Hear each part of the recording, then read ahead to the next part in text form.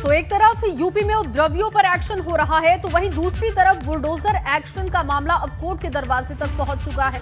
दरअसल यूपी में bulldozer action का मामला हाई कोर्ट और सुप्रीम कोर्ट में पहुंचा। बुलडोजर कार्रवाई के खिलाफ याचिका दाखिल करने पर आज सुनवाई होने वाली है। हाई कोर्ट में याचिका दाखिल हो सकती है या नहीं, इस पर आज सुनवाई होगी और इलाहाबाद हाई कोर्ट आज इस पर सुनवाई करेगा। और ये बता दें कि कल हाईकोर्ट की लखनऊ बेंच में ये याचिका खारिज हो गई थी और आज इस पर एक और सुनवाई होनी है, जहां पहले ही ये याचिका डाली गई थी। यूपी में बुलडोजर एक्शन का ये पूरा मामला है, जहां हाईकोर्ट और सुप्रीम कोर्ट में अब याचिका जा रही है। बुलडोजर एक्शन के खिलाफ जमीयत उलेमा पहुंचा है सुप्रीम कोर्ट। जमीयत की बुलडोजर की कार्रवाई पर रोक लगाने की मांग इसमें की गई है। जमीयत आज सुप्रीम कोर्ट में सुनवाई की मांग रखेगा।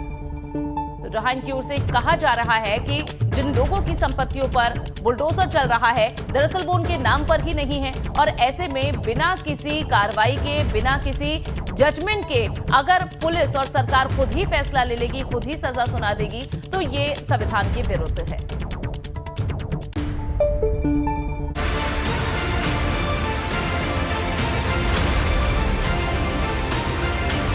एक तरफ बुलडोजर गरज रहा है तो दूसरी तरफ दंगाइयों का दिल दहल रहा है।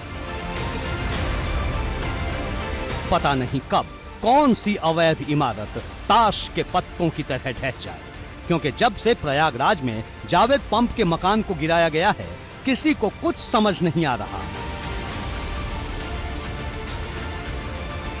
और अब सिर्फ सुप्रीम कोर्ट का रास्ता ही नजर आ रहा है, क्योंकि जावेद पंप पर हुए एक्शन के बाद बुलडोजर पर रोक लगाने के लिए जमीयत उलेमाए हिंद ने सुप्रीम कोर्ट का दरवाजा खटखटा दिया है।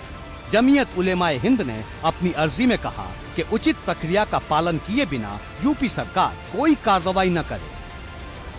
लेकिन जमीयत उलेमाए हिंद की ये अर्जी सुप्रीम कोर्ट स्वीकार करेगा, ये सवाल इसलिए बढ़ा है कि जावेद पंप के मकान पर चले बुलडोजर को लेकर एक याचिका पत्र इलाहाबाद हाई कोर्ट के 6 अधिवक्ताओं ने इलाहाबाद हाई कोर्ट के चीफ जस्टिस राजेश बिंदल को लिखा था, जिसमें दलील दी गई थी कि जिस मकान को ढहा गया वो मकान मोहम्मद जावेद का नहीं बल्कि उनकी पत्नी परवीन फातिमा के नाम पर था, जिसे परवीन फातिमा को उनके पिता ने शादी से पहले गिफ्ट के रूप में दिया था। इसलिए जावेद मोहम्मद की ऑनरशिप न होने के बावजूद उन्हें नोटिस दिया गया और मकान उनकी पत्नी का गिराया गया है। इसलिए परवीन फातिमा को मुआवजा मिले और दोषी अधिकारियों को दंडित किया जाए, पर चीफ जस्टिस ने इसे खारिज कर दिया।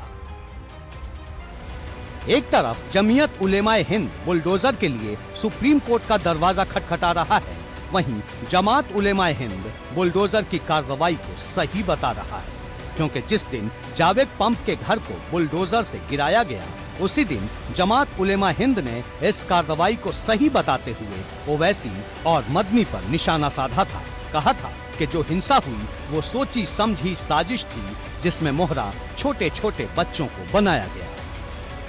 मदनी जैसे लोग जो कह रहे थे कि हिंदू से देश छोड़ के चले जाओ, मदनी जैसे लोग जो घड़ियाली आंसू बहा रहे थे, ओवैसी जैसे लोग जो सर पे सफेद कपड़ा बांध के घूम रहे थे, वो कानपुर के इमाम जो कह रहे थे कफन बांध के हम निकलेंगे और कफन बांध के हम जो है देश की ईंट से ईंट बजा देंगे, हम गर्दनें काट देंगे और रसूल के गुस्ताखी एक ही सजा, सर तन से जुदा, सर तन से जुदा, वो सारे के सारे गायब हो गए और 20-20 साल के बच्चों को सड़कों पर छोड़ दिया इन्होंने, सरकार से लड़ने के लिए, पुलिस से लड़ने के लिए और सिस्टम से लड़ने के लिए।